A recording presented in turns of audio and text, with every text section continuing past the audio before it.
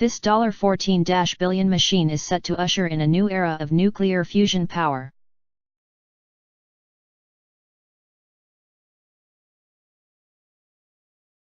The first and largest machine of its kind is currently under construction at the French Scientific Research Centre Cadaic, which specializes in nuclear power research. It's called ITER, Latin for the way, and is expected to usher in a new era of nuclear fusion-powered electricity, something scientists and engineers have been working toward for over 40 years. By fusing two forms of hydrogen, called deuterium and tritium, together, the machine would generate 500 megawatts of power. That's 10 times more energy than it would require to operate. Once completed, ITER would measure 100 in height, representing a new breed of nuclear fusion device.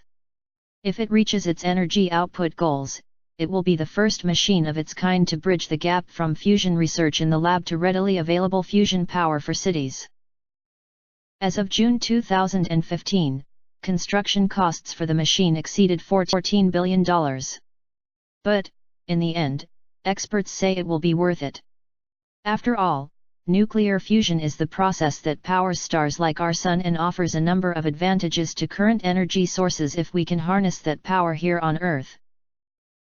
Fusion generates non-radioactive waste that can be recycled within 100 years, unlike the toxic radioactive residue that today's nuclear fission reactors produce. There's no chance of a runaway reaction because any malfunction would halt the fusion process, meaning that fusion reactors don't run the risk of a nuclear meltdown. It's a clean source of energy compared to coal, natural gas, and crude oil. Fusion reactors can run on seawater, offering a relatively renewable source of energy. The problem with fusion.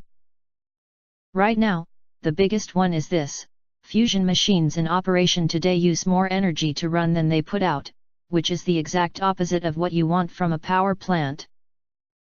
The problem stems from the superheated plasma that machines, called tokamaks, produce and where the fusion reactions takes place. Below is the schematic of the plasma, shown in purple. While reaching these temperatures is a feat of engineering in and of itself, tokamaks can't sustain the plasma flow for very long. The record for the longest sustained plasma is 6 minutes and 30 seconds, which a French tokamak achieved in 2003.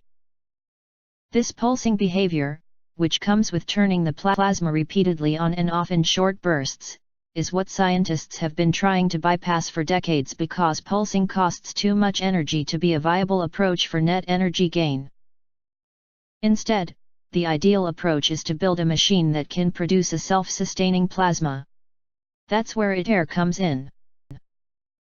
Below is a cross-section of what the inside of ITER will look like, where the rotating particles are deuterium and tritium atoms. The plasma inside ITER will reach 150 million degrees, or 10 times hotter than the center of the Sun, and enough to fuse deuterium and tritium. An important byproduct of the fusion is helium, specifically the nucleus of helium atoms. Once produced, these atoms bounce around, imparting energy in the form of heat, which helps to keep the plasma intrinsically hot, without the aid of additional, external energy input.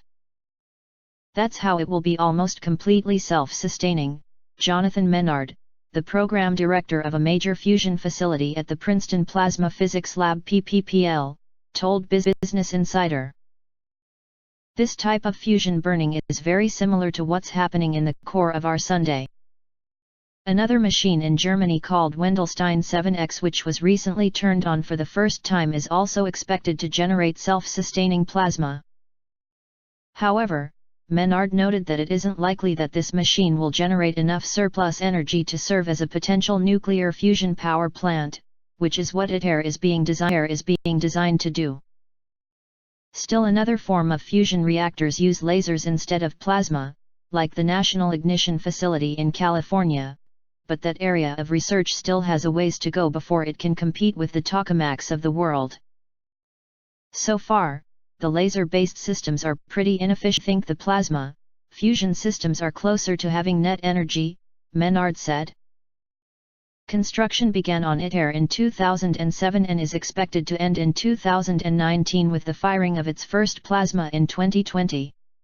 The machine is expected to reach full deuterium-tritium fusion experiments for potential net energy gain by 2027. In the meantime, fusion research facilities across the globe, like PPPL, are exploring different aspects of how ITER will operate.